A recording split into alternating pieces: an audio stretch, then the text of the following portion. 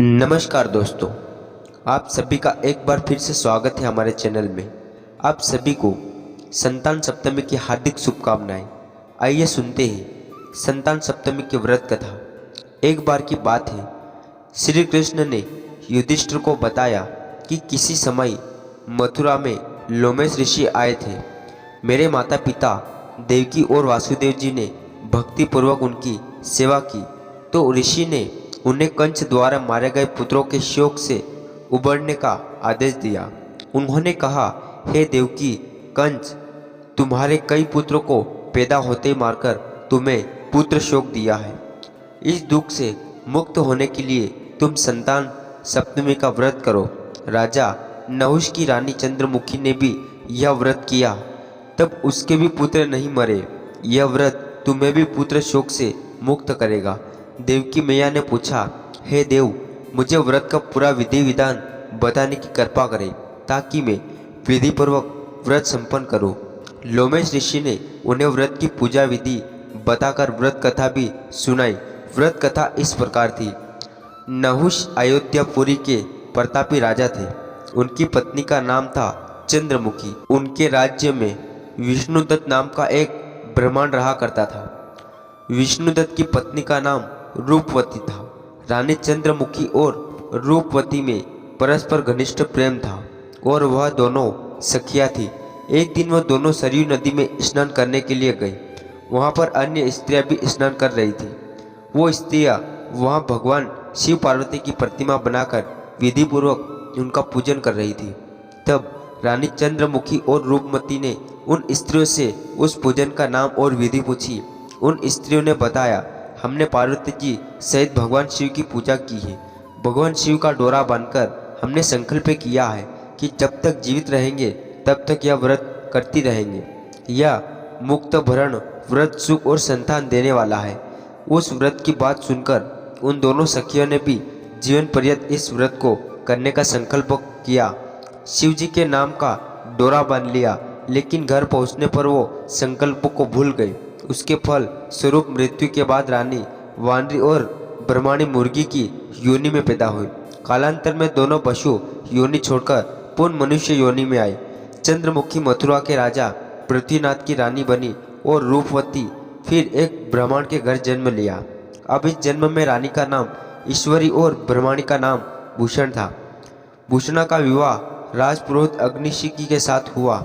इस जन्म में भी उन दोनों में बड़ा प्रेम हो गया। अब व्रत को भूलने के कारण रानी इस जन्म में भी संतान सुख से वंचित रही। प्रौढ़ावस्था में उसने एक गूंगे तथा बहरे पुत्र को जन्म, मगर 9 वर्ष की आयु होकर वह भी मर गया।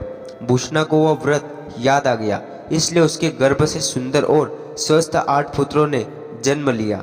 रानी ईश्वरी के पुत्र शोक की संवेदना के लिए एक दिन भूषणा उससे मिलने गई। उससे देखते ही रानी के मन में जलन उत्पन्न हो गई। उसने भूषणा को विदा करके उसके पुत्र को भोजन के लिए बुलाया और भोजन में विष मिला दिया। लेकिन भूषणा के व्रत के प्रभाव से उसके पुत्रों का बाल भी बांका नहीं हुआ। इससे रानी को और भी क्रोध आ गया। उसने अपने नौकरों को आज्ञा दी कि भूषणा के पुत्रों को पूजा के बहाने यमुना किनारे ले जाए और गहरे जल में धकेल दिया जाए। लेकिन भगवान शिव और माता पार्वती की कृपा से इस बार भी भूषणा के बालक व्रत के प्रभाव से बच गए। इसके परिणाम स्वरूप रानी ने जलादों को बुलाकर आज्ञा दी कि ब्राह्मण बालकों का वध कर दे।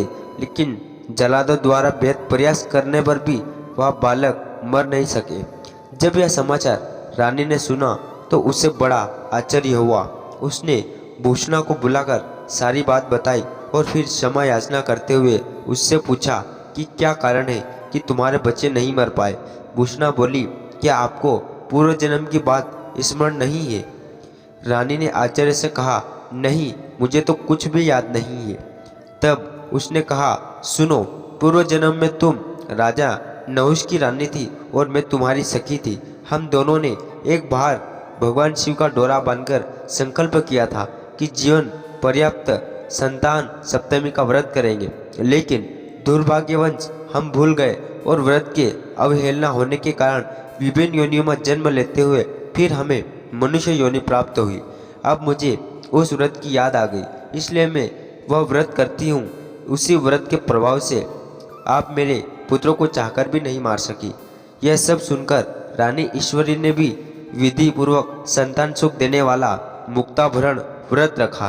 तब व्रत के प्रभाव से रानी पुनः गर्भवती हुई और एक सुंदर बालक को जन्म दिया। उसी समय से पुत्र प्राप्ति और संतान की रक्षा के लिए यह व्रत प्रचलित है। यह व्रत पुत्र प्राप्ति, पुत्र रक्षा और पुत्र अभ्युदय के लिए भाद्र के शुक्ल पक्ष की सप्तमी को रखा जाता है। इस व्रत का विधान दोपहर तक रहता है।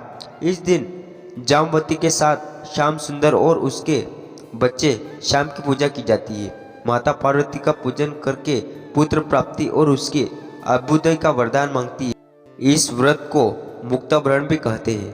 प्रातःकाल स्नान से निवृत्त होकर स्वच्छ वस्त्र पहन ले, फिर पूजा स्थल को साफ करके चंदन, अक्षत, धूल, दीप, नौवेक, सुपारी और नारियल आदि से शिव पार्वती का पूजन करे। इस दिन नौवेक भोग के लिए खीर, पूरी, गुड़ और पुर रखे। रक्षा के लिए भगवान शिव जी को डोरा भी अर्पित करें। इस डोरे को शिव जी के वरदान के रूप में लेकर उसे धारण करके व्रत कथा को सुने। तो यह भी आज की व्रत कथा आपको यह कथा कैसी लगी कमेंट करके जरूर बताएं। साथ ही मेरे चैनल को सब्सक्राइब नहीं किया हो तो प्लीज़ चैनल को सब्सक्राइब करें। धन्यवाद।